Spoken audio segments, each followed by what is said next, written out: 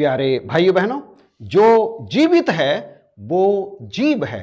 ये शरीर अभी जीवित है, ये जीव है। आपने विज्ञान की एक शाखा के बारे में जरूर सुना होगा, बायोलॉजी, जीव विज्ञान, यानी जीवित प्राणियों का अध्ययन करने वाली विज्ञान की शाखा। जो जीवित है वो जीव है, और वो जो जीवन है ना उसमें, वो जीवन है जीवात्मा के कारण, सूक्ष्म शरीर के कारण। और जब तक उस देह में जीवात्मा रहता है वो देह जीव होता है, और जैसे ही जीवात्मा उसमें से निकलता है वो मरत देह कहलाता है।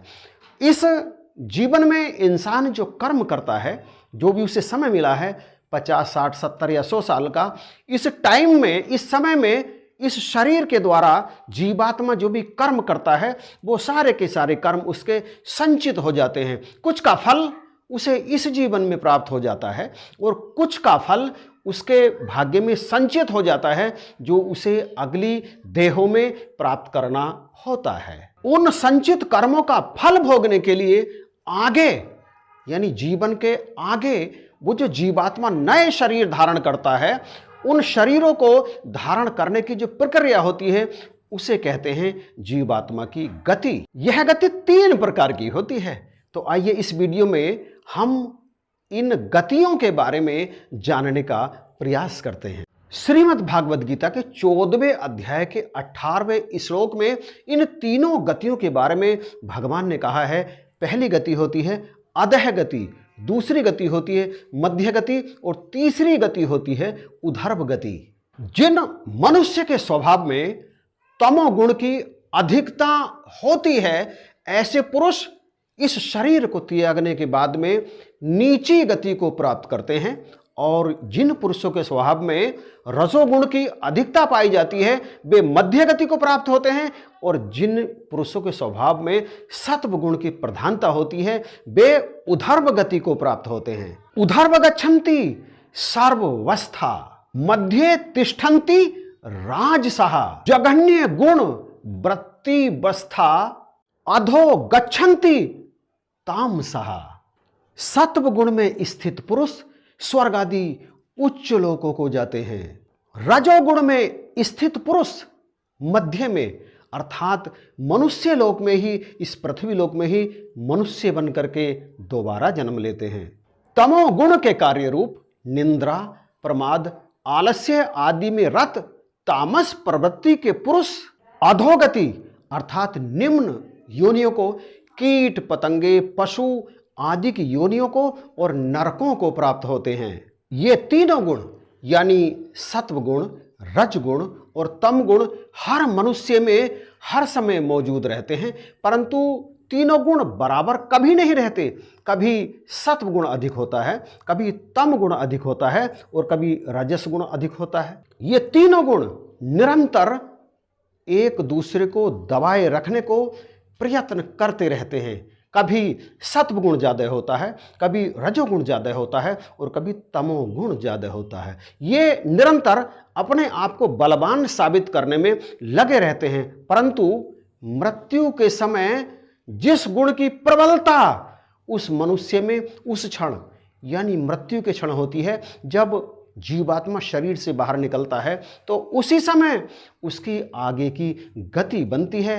ऐसा मैं नहीं कह रहा हूं। यम यम वापि स्मरण भावम त्यज त्यन्ते कलेवरम तम तमे बेति कौन्तेय सदा तद्भाव भावितः। हे अर्जुन, यह मनुष्य अंत काल में जिस भाव को स्मरण करता हुआ शरीर का त्याग करता है, अंततः उसी भाव को प्राप्त होता है, क्योंकि वह सदा उसी भाव से भावित रहता है। इसका अर्थ यह हुआ कि जो मनुष्य अपने अंदर जिन संस्कारों को विकसित कर लेता है, अर्थात यदि वो क्रोधी है, सदा क्रोध में रहता है, तो उसका स्वभाव तामसी बन जाता है। जो सदा पूजा पाठ में, भगवान के भजन में लगा रहता है, उसका स्वभाव सात्विक बन जाता है। इसलिए सद्गुरु सदा इस बात पर प्रेरणा देते हैं, और हमें निरंतर ये दिशा निर्देश मिलता रहता है कि हम सदा ही इस निराकार प्रभु परमेश्वर से जुड़े रहें, क्योंकि सारा जीवन ज्ञान प्राप्ति के बाद जितना जीवन शेष बचता है वो सारा जीवन यदि हम सदा ही इस निराकार प्रभु परमेश्वर को स्मरण रखेंगे तो इसी के भाव में हम रम जाएंगे। और अंतकाल जब इस शरीर से निष्कासन होगा, इस शरीर से हमारा जीवात्मा निकलेगा तो इसी भाव से भाषित होगा। और फिर चूंकि ये निराकार भाव है तो फिर इस भाव से भाषित हुआ हमारा जीवात्मा इस शरीर से निकलकर इस निराकार प्रभु में विलीन हो जाएगा। उसी को कहा जाता है मोक्ष की गति।